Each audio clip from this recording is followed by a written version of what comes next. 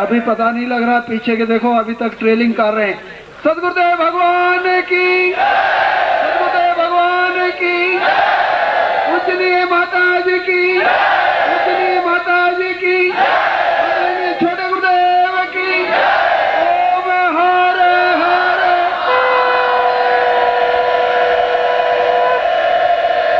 ओम हर हर,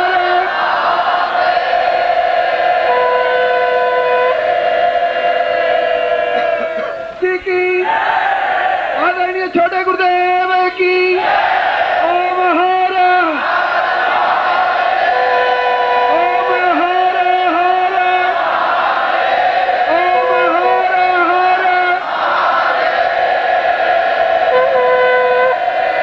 आदरणीय गुरुदेव जी। जो आप सब साधक हैं, मैं ये नहीं कह रहा हूं, पर साधक बनता है त्याग की पृष्ठभूमि पर, स्वार्थ की पृष्ठभूमि पर साधक नहीं बन सकता। घर बार छोड़ता है तो साधक बनता है, मोह छोड़ता है तो साधक बनता है, मन की गलत वृत्तियों को छोड़ता है तो साधक बनता है। इसलिए साधक का तात्पर्य है कि जो अनुरक्ति प्रदान करता है और उस प्रकार की दीक्षा या उस प्रकार का प्रयोग केवल उस दिन एक प्रयोग एक दीक्षा ही होगी, और उस दिन केवल उनको ही होगी जो साधक होंगे, जिनके कार्ड लगे हुए होंगे। इसलिए बाकी लोग फिर निराश नहीं होंगे। गुरु जी इतना महत्वपूर्ण क्षण 100 साल में आया और हम वंचित रह गए। मैं आपको पहले से ही इसलिए कह रहा हूं कि प्रत्येक रात्रि को तो एक निःशुल्क प्रयोग करवाऊंगा ही, जो भी साधक होंगे उस दिन विशेष रूप से दीक्षा और प्रयोग दोनों करवाऊंगा। इसलिए आप में से अधिकांश लोगों को ये होना चाहिए।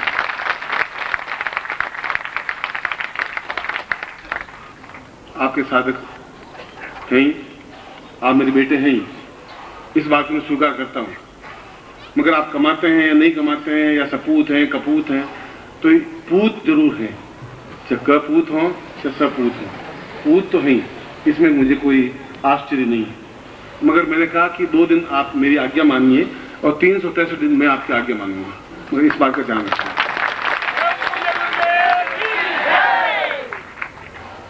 अब मैं अपना आज का प्रवचन प्रारंभ कर रहा हूं, और उससे पहले ये बता रहा हूं कि हमारा प्रत्येक क्षण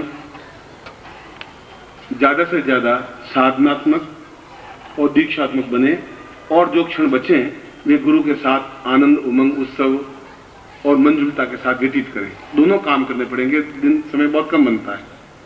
अगर रात को जागेंगे तो पूरी रात जागेंगे, अगर होगा तो नींद नहीं लेंगे 3 दिन, मगर बहुत कुछ मैं जो दूं वो सब बहुत कुछ स्वीकार कर लेना है, तब ग्रैंड पूरा हो पाएगा, नहीं तो रह जाएगी सारी बातचीत। इसलिए जो भी हो हम निरंतर इस कार्य में संलग्न रहेंगे, मैं भी और आप भी। इसी काम को आप मेरे साथ सहयोग करेंगे, मैं आपके साथ सहयोग करूंगा।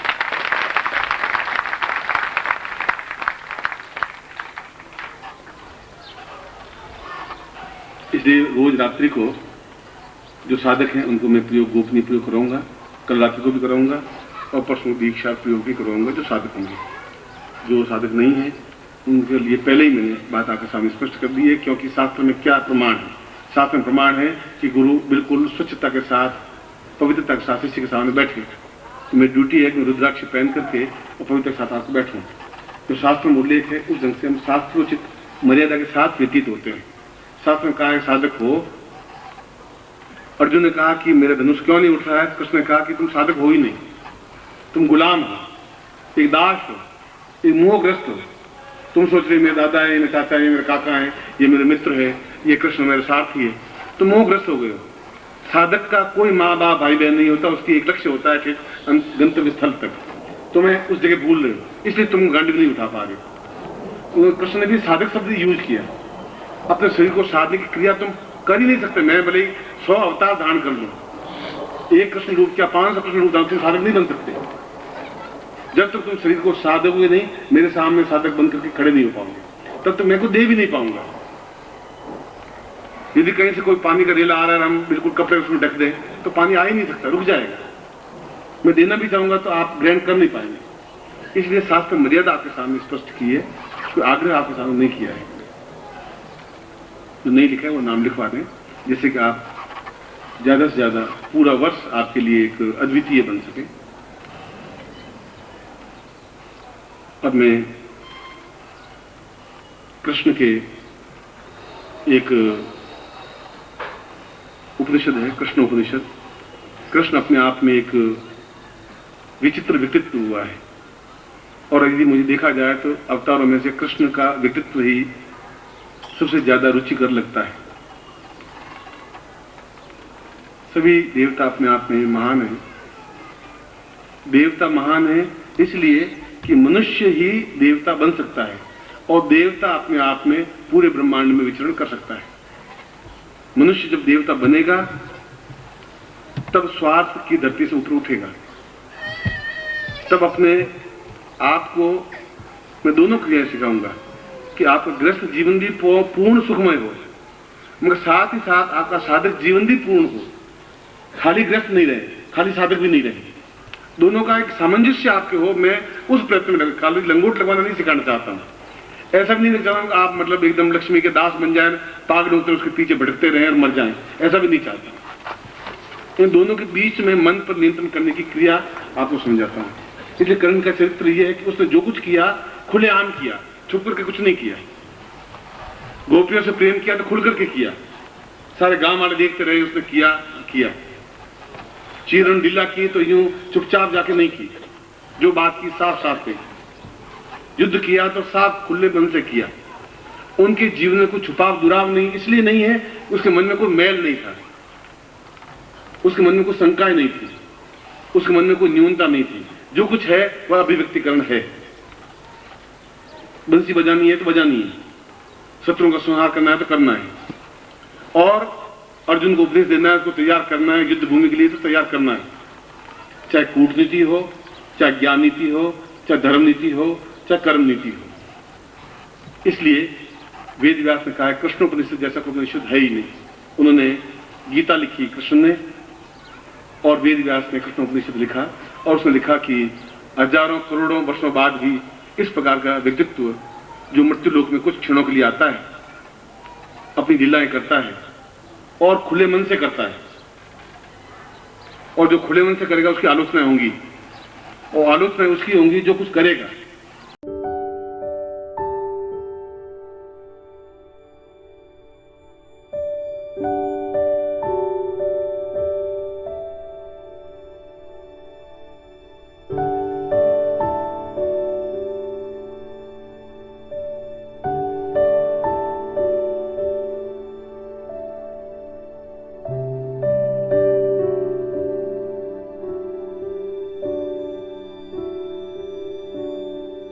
मरे हुए मुर्दे का आलोचना नहीं हो सकती। तो गौतम की आप क्या आलोचना करो, अस्त्र की क्या आलोचना करोगे, पुलिस की क्या आलोचना करोगे, उसको ध्यान नहीं हमें, और वे करेंगे भी क्या। यीशुलाल हलवाई पड़ोस में रहते उसकी आलोचना करोगे भी क्या, उसका नाम ही पता नहीं हमें। इसलिए आप कुछ करेंगे तो आलोचनाएं होंगी। मैं कहता हूं आपकी 10,000 आलोचनाएं हों और 10,000 आपके शत्रु बने, फिर भी आप विजयी बने, ये आशीर्वाद दे रहा हूं। शत्रु तो बने, विजयी बने। ऐसा जीवन क्या, मरा हुआ जीवन की कोई दुश्मन है ही नहीं। बस ये क्या जीवन हुआ था। रास्ते में कहा हुआ था कि माई एड़ा पूत जन शत्रु होए 50। ऐसा बेटा पैदा करना, शत्रु कम से कम 50 तो हो ही उसके, ऐसा बेटा पैदा करना, झुलमुल नहीं। इसलिए कि तुम कुछ कर पाओगे, इसलिए कि तुम्हें कुछ उपलब्धि प्राप्त हो पाएगी। उपलब्धि प्राप्त होगी, देवत्व प्राप्त हो पाएगा। कृष्ण बन पाएंगे, राम बन पाएंगे, भीष्म बन पाएंगे, या जो कुछ भी हम जीवन बनना चाहते हैं, सीधा समझाना चाहते हैं, या ब्रह्मांड में जाना चाहते हैं, तो जा पाए। देखें तो सही जीवन क्या है। जीवन देखा ही नहीं आपने, सही ढंग से गृहस्थ भी नहीं बन पाए, अधूरा जीवन आपका गृहस्थ का। सही ढंग से पत्नी नहीं बना पाए, सही ढंग से पति नहीं बना पाए, सही ढंग से बेटों को नहीं बना पाए, सही ढंग से धन नहीं बना पाए, सही ढंग से वैभव नहीं बना पाए, सही ढंग से होटलों में खाना नहीं खा पाए, नहीं कर पाए। गृहस्थ भी आपका बेकार है। सन्यासी आप बन ही नहीं पाए। इसलिए सन्यासी जीवन में आपका जीवन, आपके पास क्या है, क्या 2 लाइन में लिखे तो आपके जीवन के पास क्या उपलब्धि क्या है। मैं तो 10,000 प्रश्न लिखूं तो भी कम पड़ेंगे, जिनके इतने उतार चढ़ाव हैं। आपकी पूरी जिंदगी के निचोड़ को लिखो तो क्या लिखेंगे कि 3 बच्चे, 25,000 रुपए बस, और पत्नी की गाली, इसके अलावा आपके पास है भी क्या। वो तो 1 लाइन में पूरे हो गए। जीवन आपके पास नहीं है। इसलिए जीवन को प्राप्त करना है तो फिर हमें एक नए रास्ते पर बढ़ना पड़ेगा। और इसीलिए कृष्ण उपनिषद में यही बात कही गई है, निर्भीक वै पर्वतां पर मंजुरुदोयम मंजुर पदां सैद्वदां सहितं सदैव दीर्घौ प्रसन्तां भवनेत्र रूपम निर्भीक रूपम परम शत्रु वै सदान्यम। कृष्ण कह रहे हैं कि जब 20 हाथ जोड़ के खड़े हो गए, उन्होंने कहा कि ये कौरव और पांडव आपको नहीं समझ पाए। किसी ने आपको मित्र कहा, किसी ने आपको शत्रु कहा, दुर्योधन ने आपको शत्रु कहा, अर्जुन ने साथी कहा, युधिष्ठिर ने आपको मित्र कहा, सखा कहा, द्रौपदी ने आपको सहायक कहा, मगर आप इन सबसे परे हैं। आपका जो ओरिजिनल रूप है, जो वास्तविकता है, वो मैं कुछ कुछ अंश एहसास कर रहा हूं। तो कृष्ण ने भी गीता में कहा, ये यथा माम प्रपदिस्ते ते तथा विम भजाम्यहम्। जो जिस ढंग से मुझे देखता है, मैं भी उसी ढंग से उसके साथ हो जाता हूं। यदि कोई मुझे प्रेमी के रूप में देखता है तो मैं उसका प्रेमी हो जाता हूं। कोई मुझे शत्रु के रूप में देखता है तो मैं उसका शत्रु हूं, घोर शत्रु हूं। कोई मित्र के रूप में देखता है, मैं उसका पूर्ण मित्र हूं। कोई सहायक के रूप में देखता है, जो जिस रूप से मुझे बचता है मैं उसी रूप में उसके साथ हो जाता हूं। तुम मुझे देवत्व के रूप में देखा है, इसे तुम्हारे ज्ञान नेत्र खुले हैं, इसे तुम्हारे सामने मैं साकार विराट रूप में हूं। अर्जुन ने मुझे सारथी रूप में देखा है, मैं सारथी हूं। दुर्योधन ने मुझे शत्रु के रूप में देखा है, मैं शत्रु हूं। ठीक वही स्थिति जो गीता में कही, ये यथा माम प्रपदिस्ते, जो जैसा मुझे देखता है, जिस आंखों से, जिस चिंतन से, जिस विचार से, वह वैसा ही उपलब्धि प्राप्त कर सकेगा। अगर कहेंगे गुरु जी सामान्य है तो आपको सामान्यता मिल पाएगी। यदि आप विशिष्टता देख पाएंगे तो आपको विशिष्टता मिल पाएगी। आप प्रेम देख पाएंगे, आप प्रेम मिल पाएगा। आप कुछ नहीं देख पाएंगे, आप कुछ नहीं मिल पाएगा। मैं तो उसी जगह खड़ा हूं। आप किस रूप में देखते हैं, और कोई रूप गलत नहीं होता। शत्रु रूप भी अपने आप में सही है, मित्र रूप भी सही है, प्रेम रूप भी सही है। हर चीज अपनी जगह सही। आंख की जगह आंख सही है, पैर की जगह पैर सही है।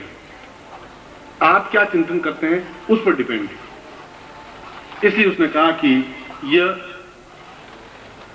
यह महाभारत युद्ध मैंने प्रारंभ करवाया तब हजारों आलोचनाएं हुई, भीष्म को कहा, मगर मैंने उस समय करवाया जब ग्रहण काल शुरू हुआ। हम कितने विपरीत जा रहे हैं, ग्रहण काल में कुछ करते नहीं, बैठ जाते हैं हाथ पे हाथ धरे, ग्रहण है अब कुछ नहीं करना चाहिए, पानी भी नहीं पीना चाहिए, खाना भी नहीं खाना चाहिए, खाना पकाते नहीं है, और हिंदू बिल्कुल अपने आप में घर जाके बैठ जाते हैं। सब तो है ग्रहण, स्वीकार करना, और हम उसको त्याग लिख दिया, छोड़ दिया। बिल्कुल विपरीत ध्रुव में ज्ञान ही नहीं रहा। इसलिए नहीं रहा, बीच में कोई गुरु की कड़ी मिली नहीं जो समझा सके कि ग्रहण है, ये त्याग नहीं है। राम जब युद्ध भूमि में करते करते थक गए, पसीना आ गया, तब उसने मुड़ करके देखा तो विश्वामित्र सामने खड़े थे। उसने कहा कि इस रावण को तो मार नहीं सकता, मैं मारता फिर सिर खड़ा हो जाता है। उसने कहा तुम एक घड़ी ठहर जाओ, 1 घड़ी का मिनट 36 मिनट ठहर जाओ, ठीक ग्रहण काल प्रारंभ होने वाला है, और ठीक तुम उसको नाभि में लगा दोगे और ये इसका शत्रु को समाप्ति हो जाएगी। मैं 36 मिनट तुम्हें ज्यों त्यों व्यतीत करने हैं, जो ग्रहण काल में तुम विजय ग्रहण कर पाओगे। विष्णु संहिता को पढ़े। और राम ने राज तिलक से पहले वशिष्ठ को प्रणाम नहीं किया, विश्वामित्र को प्रणाम किया कि आपने मुझे सही समय का निर्धारण दिया और ये समझाया कि ग्रहण अपने आप में बहुत कुछ उपलब्धि परक चीज है, प्राप्त करने की क्रिया है, छोड़ने की क्रिया नहीं है। और हमारे लिए ये पूरा समय 1 महीने का ग्रहण काल था, और ग्रहण काल है क्योंकि अभी भी हम आमने सामने बैठे हैं। अभी भी 3 दिन का मतलब है 24 या 48 घंटे और 50-52-53 घंटे हमारे पास में है। अब उसमें गालियों को ग्रहण करें, गालियों को ग्रहण कर लीजिए, आलोचनाओं को ग्रहण करें, जो कुछ करेंगे वो आपको मिलेगा। मन की शंकाएं होंगी, शंकाएं प्राप्त हो पाएंगी, ज्ञान प्राप्त करेंगे तो ज्ञान प्राप्त हो पाएगा। ये श्री कृष्ण ने कहा है कि मैं बार बार जन्म लेना चाहता हूं और मनुष्य जीवन लेना चाहता हूं, ठीक गर्भ से जन्म लेना चाहता हूं, फिर नटखट बालक बनना चाहता हूं और शत्रुओं का मुस्कुराते हुए, हंसते हुए, खिलखिलाते हुए शत्रुओं को समाप्त करना चाहता हूं, पता ही नहीं पड़े। और मैं भी आपको ज्ञान देना चाहता हूं, कुनेन आप लेंगे नहीं तो शक्कर में घोल करके आपको कुनेन देना चाहता हूं, पर दूंगा जरूर, जिससे कि आप सफलता पा लें।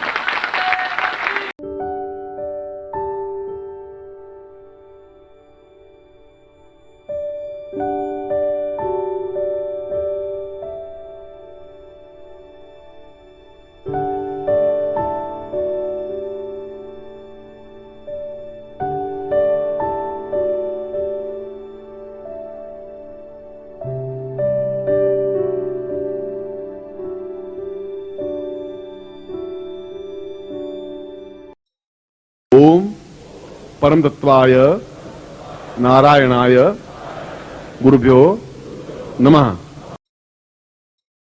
ओम ह्रीं मम प्राण देह रोम प्रतिरोम चैतन्य जाग्रय ह्रीं ओम नमः।